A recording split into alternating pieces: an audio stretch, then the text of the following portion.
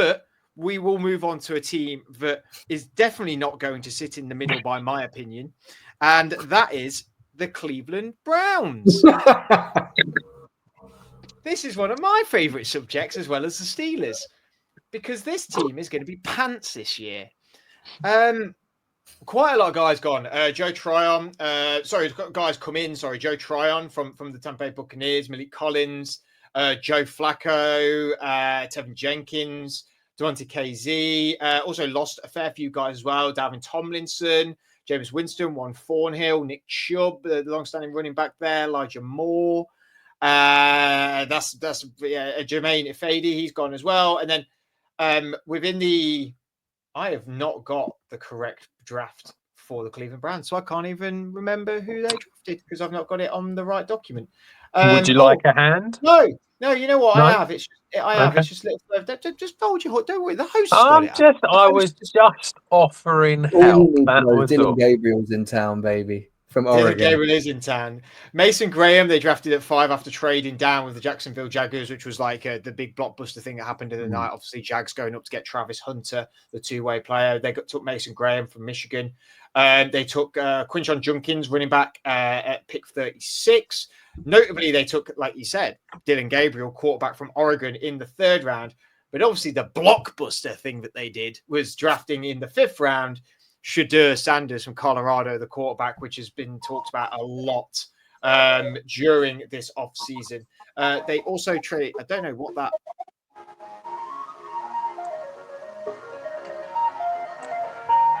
Is that Shedeur Sanders? I can't help you, it's outside. Not the WWE. Is that I Shedeur can Sanders? only assume it's an ice cream van. I literally have nothing else to say. Shedeur Sanders, I can't even say his name. Shedeur is outside. He just entered the chat. Yeah. In an ice cream van. It's like the Stone Cold beer truck, but 2025 version. Oh gosh.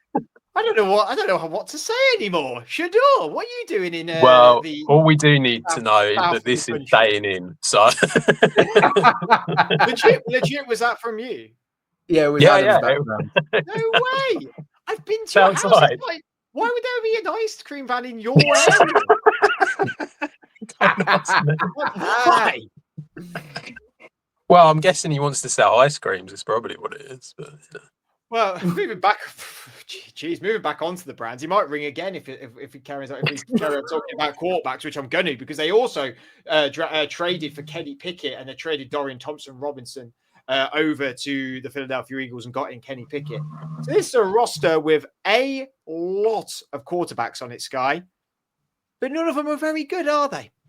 No, this team's just not very good, and it sounds really horrible. But all I've wrote down is they're going to be really, really bad. I don't know, that's not. Oh, he's back! Back. And then there's more chance of ice creams being sold outside Adam than tickets to a Browns game by the end of the season, because they stink, right? They are awful. They're going to be in the mix for a top 3 pick next year. I would be shocked if they got to. I can't remember. I'd be shocked if they got to 5 wins. That's me being nice.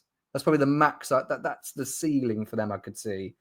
I mean, no wonder Myles Garrett's wanted, out.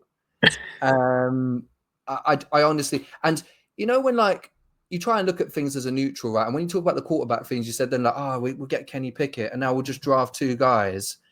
Like when Dylan Gabriel got drafted, I thought, poor guy, he's just going to hang around in Cleveland. Obviously, he's a veteran of college football. What's he going to do? What advice is this guy going to give to the Browns other than pack it in, mate? Pack it in, Shedeur. Your NFL career is going to be off to a stinker. And if you play fantasy football, don't draft anyone either on the Browns, because I don't think it's going to do you any good. It's a scathing review, ain't it? Really, I don't really know where to. Adam, you got any? I actually know how to spin this into a positive. Okay, there's a positive. Can you not hear it now? It's still going, dude. We're trying to do a podcast. He's desperate to get noticed, bless him. I actually think Adam will give a positive because he's a big fan of their running back that they drafted. Oh, okay. Yeah, I mean, that's very true. Quinshon Judkins, I am a big fan of his, as long as he can sort of play. That's the only thing. I mean, there are some issues, aren't there? That's the concern. I won't say any more than that. But yeah. So if he plays, great. That'd be really good. The problem with the Browns is that they still don't have a quarterback. And what's the saying? If you don't have one quarterback, it's something like if you've got two quarterbacks and you don't have one quarterback, or something, or you don't have a quarterback. It's something like that. Well, they've got four, and it's like, you know, who are we dealing with? Joe Flacco coming out with his Zimmer frame, trying to just sort of come along and play. You've got Kenny Pickett, who's injured already. Dylan Gabriel can't see over the O-line, so that's not going to work. And Shador Sanders is just throwing the ball over the place. So too busy delivering ice creams, pal. So it's not looking promising from that point of view. I don't really. I mean, Rayshon Jenkins they brought in. He's not bad. Obviously, re-signing Myles Garrett is, the best thing that they could have done. Jack Conklin as well. I quite like him. I think he's decent on the O-line, so he's not too bad. But it's they went 3-14 last year.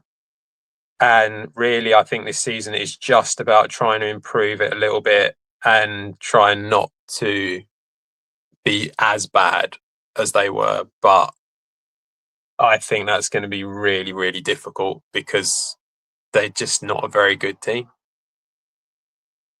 Are either of you shocked that Garrett did stay? Because it was not. Because it was. Are you surprised by that? It was all such nonsense in the end, wasn't it? But this is how it's going now, isn't it? With a lot of them. It's Parsons. It's like it's got it written all over it. Where basically he is now.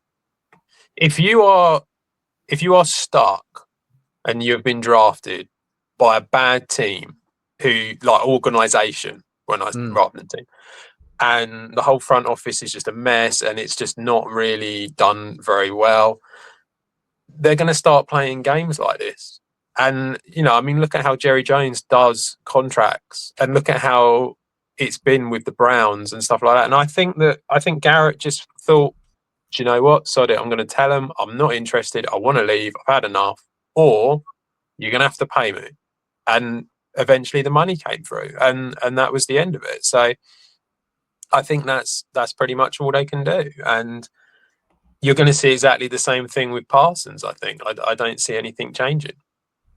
I agree, Adam, in that I think I forgot about the fact that was he not announced that when that deal went through, he was the highest non-paid quarterback or something? Not anymore. Okay, but as in that, but I think my thing of saying being surprised was I just thought, oh, he's from Texas. Maybe the Cowboys will try and do something sexy, but obviously they didn't have probably loads of cap space. But I don't know. I guess for him, when you're a guy at that level, he could, I think 4 years he signed. He could get 4 years, milk Cleveland for all the money he's going to get. And then when he's in his early to mid 30s, go on 1 or 2 year like Ndamukong Suh, and then, maybe get a ring elsewhere. So when I say he's surprised, it was just more of how vocal he was where my surprise came from. So, but obviously, like Adam said, it was probably just a play of pay me. But I thought he seemed quite genuine in his own ambitions, and that's not me questioning his ambitions. I just think that, well, I am, because he's on the Browns for another 4 years. So, yeah. I think you're going to see it a lot more. I think that's how it's going to be now with players in order to do it. I just quickly had a look at their schedule. So Bengals at home, Ravens away, Packers at home, Lions away, Vikings at home, Steelers away. That's a nice first 6 games. Well, then following from that, week 7 Dolphins at Patriots. Then a bye. Yeah, but the Patriots, they can beat them, can't they? Playing a playoff team, middle of the season, that's tough. They might beat the Jets. How dare you, Miami? How dare you? Oh, gosh.